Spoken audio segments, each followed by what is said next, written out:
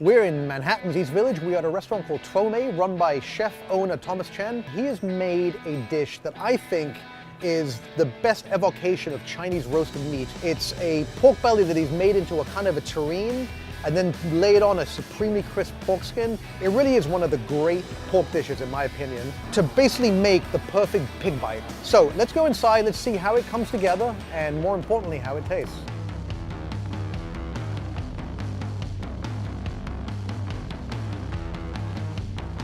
So it's a 3-day process, and we use a Berkshire pork. What I love about this dish is that it's very sort of comforting. It's pork belly. It's very sort of homey food, but the technique that you use is really like nobody could have come up with this who didn't have a really strong culinary background. So we take the belly, dry brine it in salt, and we rub ginger and garlic into it. And throughout that cooking process, it moistens the meat. We pour duck fat over it, and that's like another layer of flavor.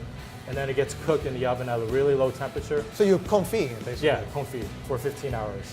Wow, so that really breaks everything down. It just becomes, you can just pull it apart with your hands at that point. So at that point, we discard the skin where the meat lays. All the gelatin is kind of scraped off. After it's cooked, you're left with a skin that doesn't have that chewy feeling that you get from a pork. After we pull the meat, we press it on the skin, and then it goes into the walk-in. Obviously, when it cools, the fat congeals, right? So it'll be solid? Yeah. Then we cut it into cubes. Each order gets about 10 cubes, and then we render it down in a pan.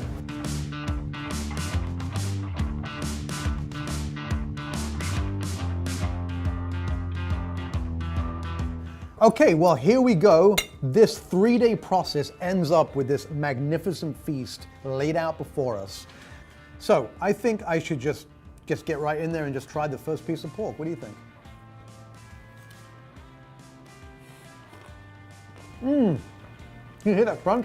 So many layers of pork going on in that. It's not chunks of meat, but it doesn't completely fall apart like a mousse. It's got some character to it. It's got some bite. And what that does is really convey the different parts of the pig in a really nice way. You're getting really different flavors. I keep going back to the skin because in a weird kind of way, it's so crisp on the outside. It's like the skin on Peking duck. So it is kind of very referential to a lot of classic Chinatown food. And with the resulting contrast of that really supple, tender inner flesh, except that instead of duck, you get the flavor of pork, which in my opinion is more profound. But I think that once we add some of these other condiments, we're going to kind of change the dynamic of the dish. And it becomes, you know, a very different experience. This is a sambal, chilies, lime juice. It's spicy. It's going to give it a nice kick.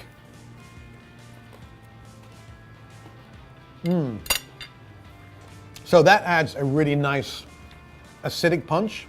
There's also a little bit of heat. It's not overpowering. It's not even as strong as like maybe like a vinegar-based hot sauce might be.